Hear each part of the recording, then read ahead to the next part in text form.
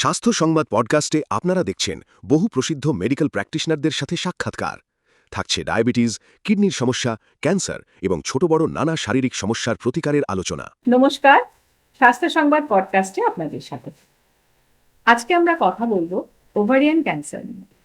Gynaecological ক্যান্সারের মধ্যে অন্যতম গুরুত্বপূর্ণ একটি বিষয় হলো ওভারিয়ান ক্যান্সার। আর এই বিষয়ে কথা বলার জন্য আজ আমরা আমাদের মধ্যে পেয়েছি বিশিষ্ট মেডিকেল অনকোলজিস্ট ডক্টর মধু ছান্দাকর। ম্যাডামকে আমাদের এই পডকাস্টে থেকে স্বাগত জানিয়ে আমরা আমাদের আলোচনা আরম্ভ করছি। ম্যাডাম, আমার পডকাস্টে আপনাকে স্বাগত জানাই। নমস্কার ম্যাডাম। ক্যান্সার তো অনেক রকমের হয়, যেটা তো মহিলাদের কিছু বিশিষ্ট ক্যান্সার রয়েছে, তার মধ্যে ওভারিয়ান ক্যান্সার একটি অন্যতম। এবং যেটা বলা হয় যে অন্যান্য ক্যান্সারের আগে থেকে কিছু উপসর্গ দেখতে পাওয়া যায়, এই ক্ষেত্রে সেরকম উপসর্গ কিছু বোঝা যায় না বলে এটি আরো গুরুত্বপূর্ণ। তা আপনার কাছে প্রথম প্রশ্নটাই রাখবো, আপনি যদি বিশদে একটু বলেন যে ওভারিয়ান ক্যান্সার ঠিক কি? না, মানে তো ডিম্বাশয় মহিলাদের খুব একটা বিশেষ অঙ্গ। ডিম্বাশয় যে ক্যান্সার হয় বা ম্যালিগন্যান্সি হয় তাতেই ওভেরিয়ান ক্যান্সার। যেহেতু ডিম্বাশয়টা তলপেটে গভীরে থাকে, সেটা তো বাইরে থেকে ভাবে বোঝা যায়। তাই তার যে উপসর্গগুলো, সেগুলো আর পাঁচটা উপসর্গের মতন, আলাদা করে কোনো বোঝার কোনো উপায় নেই। তার ফলে কি হচ্ছে, রোগীরা অনেক দেরিতে আমাদের কাছে।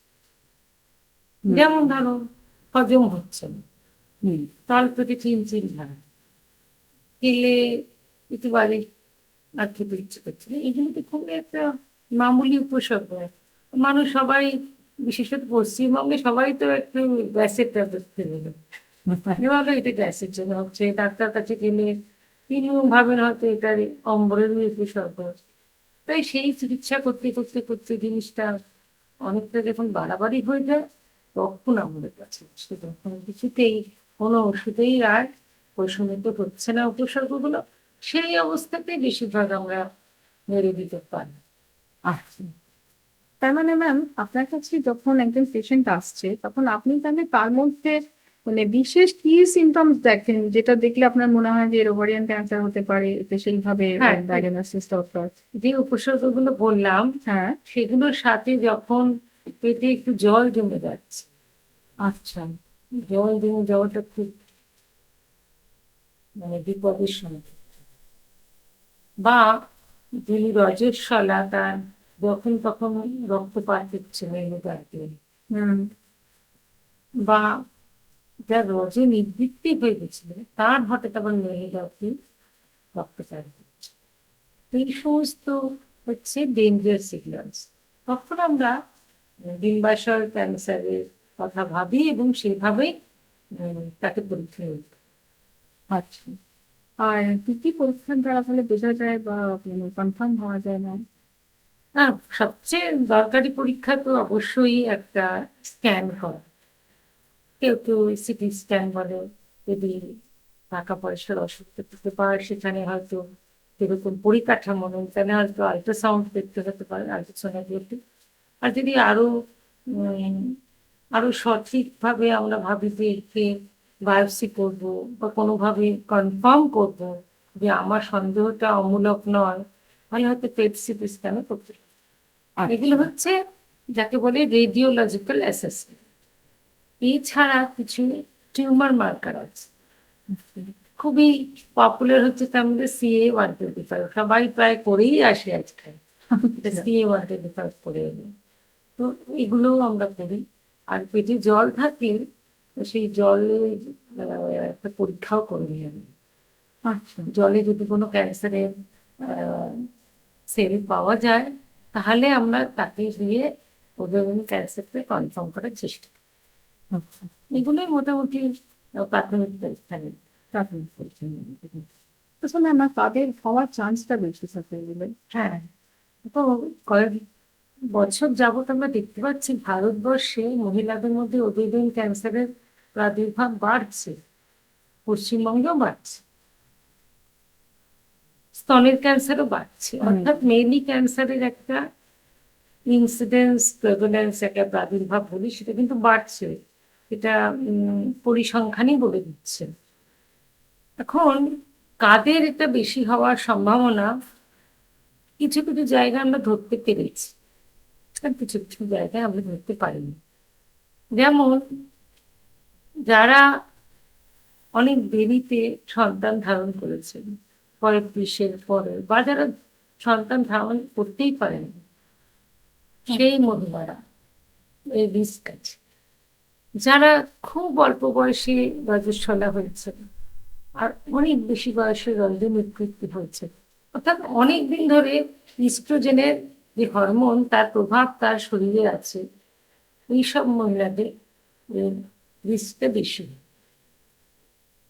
এছাড়া যাদের মোটাত্ব আছে, আবার BMI বলি, বডি মাস ইন্ডেক্স 30-এর উপর হয়, ওবেসিটি থাকে, ফ্যাটি ডায়েট বেশি নেয়, তাদের তৈলাক্ত খাবার দ্বারা যে প্রভাব, তার ফলেও হচ্ছে।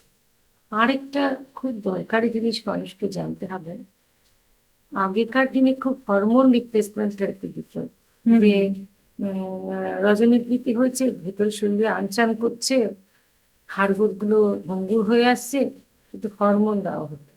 সেই হরমোন রিপ্লেসমেন্ট থেরাপিতে অল্প হলেও কিন্তু রিস্ক আছে, কাজে ডাক্তারবাবুদের মনিটরিং এ থাকতে এবং এইসবগুলো আপনারা খান। কিন্তু ওরাল কন্ট্রাসেপটিভ পিল আজকাল যেগুলো বাজার চলতি আছে, সেগুলো কিন্তু প্রোটেকশন দেয়, কারণ তার মধ্যে ইস্ট্রোজেনের সাথে প্রজেস্টেরন, তাই এটা আবার একটু প্রোটেক্টিভ হচ্ছে।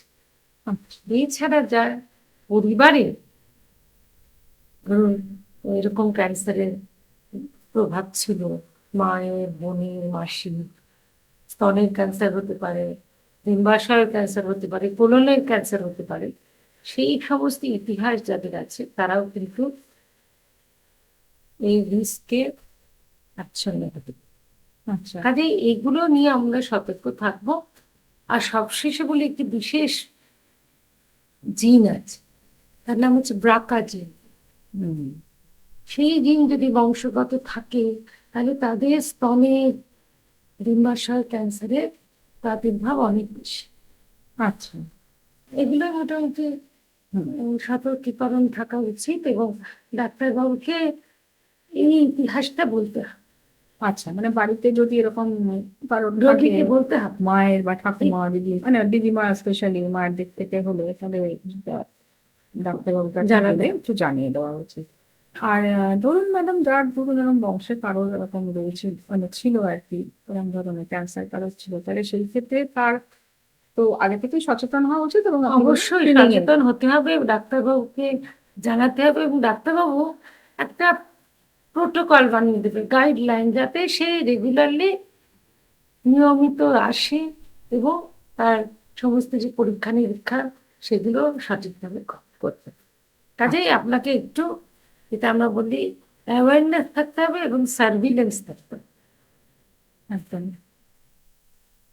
আর ম্যাডাম, এখন তো অনেকেরই ধরুন এই ওভারিতে সিস্ট, এটা হ্যাঁ। পলিসিস্টিক ওভারি, এইগুলো তো রয়েছে। হ্যাঁ, খুব দামি কথা বললেন। হুম। এন্ডোমেট্রিওসিস বলে একটি রোগ আছে, একদম। যেটা এখন বহুল প্রচলিত, এবং তার অনেক দামি দামি চিকিৎসাও হচ্ছে। এটাও কিন্তু একটা এই ডিম্বাশয় ক্যান্সারের একটি রিস্কের কিন্তু পড়ে যাচ্ছে না। মানে এখন কাজে এন্ডোমেট্রিওসিস থাকলেও ডাক্তারবাবুর বা গাইনোকোলজিস্টের তত্ত্বাবধানে থাকে। আচ্ছা, আচ্ছা। আর তার মানে আপনি বলছেন ওভারিয়ান সিস্টও পরবর্তীকালে যদি সেটা মানে ঠিক করে না- এন্ডোমেট্রিওটিক সিস্ট, ও আচ্ছা, মানে এন্ডোমেট্রিওসিস তো সিস্ট ভাবে আসে, হ্যাঁ, হ্যাঁ, খারাপ ধরনের সিস্ট হতে পারে, খুব পেইনফুল হয়, নানা রকম চিকিৎসাও চলে।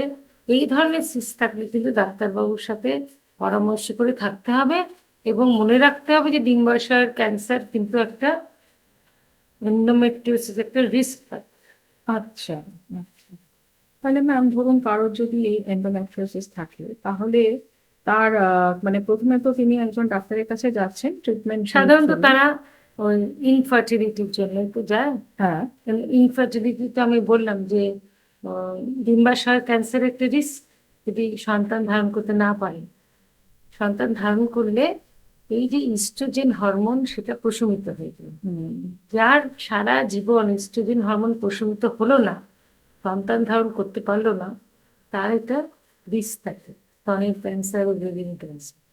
এবং সেই জন্য এন্ডোমেট্রিওসিসের যে সিস্ট থাকে সেটাও কিন্তু এই হরমোন রিলেটেড। আচ্ছা কাজে তাদেরকে যে চিকিৎসা করা হয় হরমোনেরই চিকিৎসা করে। আচ্ছা আচ্ছা আচ্ছা, এবার যেটা জানবো যে ধরুন বংশে যদি কারোর থেকে থাকে, মায়ের বা তার মায়ের, তাহলে তাদের যে মানে বর্তমান যে জেনারেশন, সেটি কত বছর বয়স থেকে, একটি মেয়ে কত বছর বয়স থেকে তার এই স্ক্রিনিংটা করা উচিত, মাথায় রেখে যে আমার মায়ের কি আমার দিদিমার এই সমস্যাটা হয়েছিল? এক্সাক্ট বয়সের তো কোনো মাপকাঠি নেই, হুম তবে সাধারণত 25-30 বছরের আগে আমরা তো কাউকে ভীতিটা দিই না। কারণ তার জীবনটা, যদি সে জানে ব্রাকা পজিটিভ, তার জীবনটা পাল্টে যায়। সে সবসময় আশঙ্কায় ভোগে হুম না যে আমার কি ক্যান্সার হবে। তারও অবশ্য কিছু উম, প্রতিষেধক আছে। যেমন আমরা তো জানি অ্যাঞ্জেলিনা জোলি, হুম তিনি প্রকৃষ্ট কিন্তু ব্রাকা উদাহরণ। পজিটিভ ছিলেন। হ্যাঁ তখন তিনি কি করলেন, তার কিন্তু ক্যান্সার হয়নি, হ্যাঁ কিন্তু তিনি স্তন বাদ দিলেন, ডিম্বাশয় বাদ দিলেন, সবকিছু প্রতিস্থাপনও করলেন। কিন্তু যাই হোক, হ্যাঁ, মানে আগে থেকেই সচেতন হুম। হয়ে সেই উনি একটা প্রিভেনশনটা। এক্সট্রিম করেছেন, সবাই হ্যাঁ হয়তো অতটা সাহসী নয়, কিন্তু মনিটরিং এ থাকতে। হ্যাঁ আমার যেসব রোগীরা ব্রাকা পজিটিভ হয়, আমি তাদের মেয়েদের ডেকে পাঠাই, মানে সব পুরুষদেরও ডেকে পাঠাই যে আপনারা এই এই ক্যান্সার সম্বন্ধে ওয়াকিবহাল থাকুন, এবং আপনিও টেস্ট করে নিন যে ব্রাকা আছে কিনা আপনার শরীরে। যদি থাকে তাহলে আপনার মনিটরিংটা আরো কঠিন হবে, মানে আরো ঘন ঘন করতে হবে, হুম 8-5 জনের মতো না। একদম একদম। আচ্ছা ম্যাম, এবার তাহলে আসি একটু ট্রিটমেন্টের দিকে। যে আপনার কাছে যখন একজন পেশেন্ট আসেন, তো আসার পরে তো হতে পারে তার ফার্স্ট গ্রেডও থাকতে পারে, হতে পারে তার ফোর্থ গ্রেডও, মানে অ্যাডভান্স স্টেজও দুর্ভাগ্যবশত আসতে পারে। আমাদের কাছে এই ফার্স্ট এড তো খুব একটা পাই না। আসেন না। পুষে রাখে, ভয় পায়, চেপে রাখে, বা কেয়ার করে না, ক্যাজুয়াল। হুম, তারপরে তো ওই 3-4-এই বেশি আসে, স্টেজ 3-4। 1-2 যেটা প্রাথমিক স্টেজ সেটা কমই আসে, তো আসছে। এখন মানুষের মধ্যে সচেতনতা একটু বেড়েছে, তাই জন্য তারা অনেক সময় ভয় পেয়ে এগিয়ে আসছে। হুম কাজেই চিকিৎসাটা কিন্তু কঠিন, একটু মানুষকে বলে রাখা উচিত। চিকিৎসা বিশেষত দুটি ভাবে হয়, হুম শল্য চিকিৎসার মাধ্যমে এবং কেমোথেরাপির মাধ্যমে। হুম। এই দুটি মোটামুটি মুখ্য চিকিৎসা। আচ্ছা, মানে আইদার সার্জারি অর কেমো। বেশিরভাগ সময় দুটো মিলিয়ে আচ্ছা হয় কেমোটা দিয়ে শুরু করে মাঝখানে সার্জারি, তারপর আবার কেমো, বা কেমোথেরাপি দিতে হচ্ছে কারণ এত বেশি ছড়িয়ে গেছে যে সার্জারি করার খুব একটা স্কোপ আর থাকছে না। কাজেই সকলকে বলবো, যদি আমাদের এই ছোট্ট পডকাস্ট শুনে কোনো উপসর্গের কথা মাথায় আসে বা মনে হয় একটু চেক আপ করে নিলে ভালো, তাহলে সত্বর যে কোনো ডাক্তারবাবুর কাছে গিয়ে সঠিকভাবে চেক আপ করে সঠিক ডাক্তারের কাছে পৌঁছে যান। একদম একদম। আর ম্যাম, এই প্রসঙ্গে একটুখানি আরেকটু বিশদে যাই আমরা, যে কেমো আর সার্জারি আপনি বললেন কোনো কোনো ক্ষেত্রে দুটোরই প্রয়োজন হতে হ্যাঁ, পারে। একদম। সেটা কোন ক্ষেত্রে, মানে যাদের একদম অ্যাডভান্স স্টেজে চলে গেছে কি? দেখো, শুধু অ্যাডভান্স স্টেজে নয়, এই 1 স্টেজ, এই যে স্টেজ 1, সেটারও কিছু কিছু সাইন আছে যেটা আমরা প্যাথোলজিতে দেখতে পাই। তারপরে বলি যে আপনি, যদিও আপনারটা ছড়িয়ে নেই, তবুও আপনি কেমোথেরাপি নিন যাতে ভবিষ্যৎটা আপনার ভালো থাকে। আচ্ছা কাজে খুব প্রাথমিক ছাড়া প্রায় সকলকেই আমরা কেমোথেরাপি দিয়ে ভবিষ্যৎটা সুদৃঢ় করার চেষ্টা করি। আর যার ছড়িয়ে গেছে তার তো লাগবে। হুম এছাড়া আরো একটি চিকিৎসা আছে, নামটা বলে রাখি, হুম টার্গেটেড থেরাপি। হুম এখন সেটার মধ্যে একটা প্রচলিত। বেভাসিজুম্যাব বলে একটা ওষুধ আছে, সেটি ব্যবহার করা হয়। আবার এই যে বললাম না ব্রাকা পজিটিভ আছে, হুম তাদের ক্ষেত্রে মুখে মানে ওরাল ট্যাবলেট দেওয়া হয়। আচ্ছা আরো নাম আছে, ওলাপ্যারিড ইত্যাদি ইত্যাদি। হ্যাঁ, তো সেটাও কিন্তু অনেক দিন খেতে হয়। কাজেই চিকিৎসা অনেক পাল্টে গেছে, অনেক অ্যাডভান্সড হয়ে গেছে। আর সার্জারির দিকে গেলে কি ওই হিস্টেরেক্টমি করে পুরো ব্যাপারটা পুরো কি বার করে সমস্ত, দেওয়া হয়? দেখো সার্জারি দু রকম ভাবে হয়। মানে দু রকম বলতে বলছি যে মানুষ ধীরে ধীরে বেশি র্যাডিক্যাল হয়ে যাচ্ছে, অর্থাৎ ওভারি কাটবো, ডিম্বাশয় কাটবো, ইউটেরাস কাটবো, চারপাশের যে গ্রন্থিগুলো আছে ওগুলোও কাটবো, একটু আরো কিছু করব, সেটা পেরিটোনিয়াম নিয়ে কথাবার্তা, মানুষ বুঝতে পারবে না বলে এখানে বলতে চাই না। মানে অনেকটা র্যাডিক্যাল হবে, অনেক বেশি সার্জারি হবে। আবার যে মহিলা সন্তান ধারণ করেননি এখনো, হ্যাঁ, ভবিষ্যতে একদমই। সন্তান ধারণ করতে চান, এরকম তো সবারই ইচ্ছে থাকবে না। তার ক্ষেত্রে কি করতে পারেন? তাকে কি অতটা না কেটে রাখতে পারবো? সেটা কিন্তু বিচার্য। আমরা দেখবই যে তাকে ফার্টিলিটি প্রিজার্ভ করতে, অর্থাৎ তার ভবিষ্যৎ মাতৃত্বের সম্ভাবনা জন্য কতটা রেখে দেব। আর যদি মনে হয় না এটা রাখা রিস্ক, মানে মাতৃত্ব থেকে তো তার লাইফ বেশি দরকারি না, একদমই, একদমই। তার ইম্পর্টেন্স বেশি, তাহলে কিন্তু অন্য পদক্ষেপ নেব। আজকাল তো ক্রায়ো প্রিজার্ভেশনও হয়, অর্থাৎ ডিম্বাশয়ের ডিমগুলো প্রিজার্ভ করা যায়। যখনই এরকম সন্তান ধারণের সময় কোনো মহিলা আসবেন যে তার সন্তান নেই, সে ভবিষ্যতে ধারণ করতে চায়, তখন এই কথাগুলো বলেই এগোতে হবে যে আপনি যদি করতে চান, হয় আপনাকে নিশ্চিন্ত হয়ে দত্তক নিতে হবে ভবিষ্যতে, নয় আপনি এই পদক্ষেপগুলো আমরা নিতে পারি। একটা হচ্ছে ফার্টিলিটি স্পেয়ারিং সার্জারি, তার রিস্কও আছে আবার তার বেনিফিটও আছে। নয়তো এই ক্রায়ো প্রিজার্ভেশন, যেটা ডিম্বাশয়কে প্রিজার্ভ করে রাখা, আর না হলে দত্তক। তাই কথাবার্তাগুলো বলে এগোনোই ভালো, যাতে পরে কোনো ভুল বোঝাবুঝি বা স্বপ্নভঙ্গ না হয় না, মহিলার। আচ্ছা, তার মানে স্টেজ ওয়াইজ ট্রিটমেন্টটা এমন ভাবেও করা যেতে পারে যাতে একদমই স্টেজ fertility- ওয়াইজ হবে কিন্তু। হ্যাঁ, কিন্তু প্রথম কিন্তু মহিলার জীবন, একদম। তারপরে তার ফার্টিলিটি বা Fertility। মাতৃত্ব বা সন্তান ধারণের হ্যাঁ, সম্ভাবনা। কাজেই অঙ্কোলজিক্যাল প্রিন্সিপালস বলি আমরা, সেটা যদি সঠিক থাকে তবেই কিন্তু এই ফার্টিলিটি প্রিজার্ভেশন নামক জিনিসের কথা আমরা ভাবি, নয়তো ভাবলে হ্যাঁ, অবশ্যই। খোলাখুলি এটা জীবন। আলোচনা করে নিতে হবে গার্জিয়ানের সাথে, পেশেন্টের সাথে, রোগীর সাথে, বাড়ির লোকের সাথে। আচ্ছা, আচ্ছা। এবার যেটা জিজ্ঞেস করি ম্যাম, যে একজন পেশেন্ট যখন একজন ডক্টরের কাছে যাবেন এবং তিনি জানেন যে তিনি ক্যান্সারে আক্রান্ত হয়েছেন, ওভারিয়ান ক্যান্সারে তিনি আক্রান্ত হয়েছেন, এবার অনেক ক্ষেত্রে যেটা হয় পেশেন্টদের মনে একটা ভয় থাকে যে আমি ডাক্তারবাবুকে এই প্রশ্নগুলি করলে ডাক্তারবাবু যদি না, মানে যদি অফেন্ডেড হন, কি অনেক ক্ষেত্রেই দেখা যায় হয়তো যথাযথ উত্তর পাবেন না, কি যদি মানে কোনোভাবে একদম, কি একদম। কি প্রশ্ন নিয়ে একজন রোগী বা একজন পেশেন্ট তিনি ডাক্তারের কাছে যাবেন, এই যিনি ওভারিয়ান ক্যান্সারে আক্রান্ত, তার কি কি বিষয়গুলো নিজেরও জানা উচিত? প্রথমেই বলি যে কথাটি বললে হুম, যে ডাক্তারবাবু রেগে যাবেন, ডাক্তারবাবু ক্ষুব্ধ হবেন, বলবো কিনা, এই যুগ শেষ। একদম। এখন কিন্তু রোগীরা সবাই প্রশ্ন করে এবং আমরা উত্তর দিতে একদম প্রস্তুত। কারণ এখন যা আমরা চিন্তা ভাবনা করে যে চিকিৎসা করতে চলি, তাতে আমরা চাই রোগী এবং তার পরিজন পার্টিসিপেট করুক, আচ্ছা, তারাও কিন্তু এর মধ্যে থাকুক। যে ডিসিশনটা আমরা নেব পার্টিসিপেটরি ডিসিশন, অর্থাৎ উভয় তো মিলমিশ করে সিদ্ধান্ত নেব, একদম। কিছু লুকোবো না। রোগীকেও আমরা জানিয়েই করতে চাই। অনেকে আছে বাড়ির লোক এসে বলে কিছু বলবেন না, যেন জানতে না পারে। এটা আমরা খুব একটা পক্ষপাতী নই। হ্যাঁ, প্রথম দিনে কি সব বলা যায়? বলা যায়। আস্তে আস্তে যখন রোগী ব্যাপারটা মেনে নেয় তখন আস্তে আস্তে বলতে হয়। কিন্তু আমরা বলার চেষ্টা করি এবং বেশিরভাগ ক্ষেত্রে বলেই ফেলি যে আপনার ভবিষ্যৎ কি, এখন আপনার কি হবে। অনেকে যেমন আছে না, যত না রোগের কথা বলে তাতে বেশি চুল পড়ে যাবে কিনা জিজ্ঞেস করে।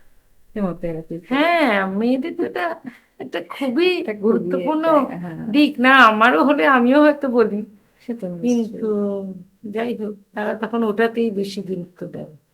তাই ওটার সম্বন্ধে বলতে হবে। আচ্ছা ম্যাম, এই প্রসঙ্গে একটা জিনিস বলি, যখন কেমোথেরাপির কথা এলো, যখন মহিলাদের এই চুল পড়ার কথা এলো, এবং সত্যি মহিলারা যারা এইভাবে হ্যাঁ, আক্রান্ত একদম হন এবং তারপরে ভীষণ কেমোথেরাপি, লজ্জা পায়, ভীষণ হ্যাঁ মানে কেমোথেরাপি চলে, তাদের শারীরিক অনেক রকমেরই পরিবর্তন হয়, মানে নানা রকমের প্লাস, মানে আমি বলতে চাইছি যে ধরুন একটু উইক ফিল করা, শারীরিকের থেকেও দেখি ওই মানসিক ওই প্রবলেমটা। যে সৌন্দর্যের জায়গাটা চলে যায় না, চুল তো হ্যাঁ আমাদের হ্যাঁ সৌন্দর্য না।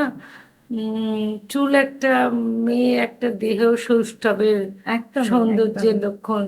তো ওইটা তো একটা খুব ভ্যালুয়েবল মনে হয়। ভীষণ, মানে ওইখানেই তো অনেকটা মানে মনের দিক পিছিয়ে থেকে আসে, যেটাকে বলা হয় পিছিয়ে ভেঙে পড়া, আসে, তো ভেঙে ব্যাপারটা, পড়ে। হ্যাঁ। অত্যন্ত বেশিভাবে কাউন্সিলিং লাগে, হ্যাঁ আমি এই জায়গাটাই হ্যান্ড আসতে হোল্ডিং লাগে, চাইছিলাম। তাদেরকে সঠিকভাবে বোঝানো যে দেখো ভাই, এটা সাময়িক, একদমই সাময়িক, চুল তোমার আবার হবে। এবং আমি তো দেখেছি অনেক স্ট্রেট হেয়ার, সোজা চুল হুম যাকে হুম বলি হুম। আমরা, কার্লি হয়ে গেল। আচ্ছা কেমো দিলাম তো তারপরে তো নেচারটাই পাল্টে গেল চুলে, আচ্ছা কোকড়ানো হয়ে গেল।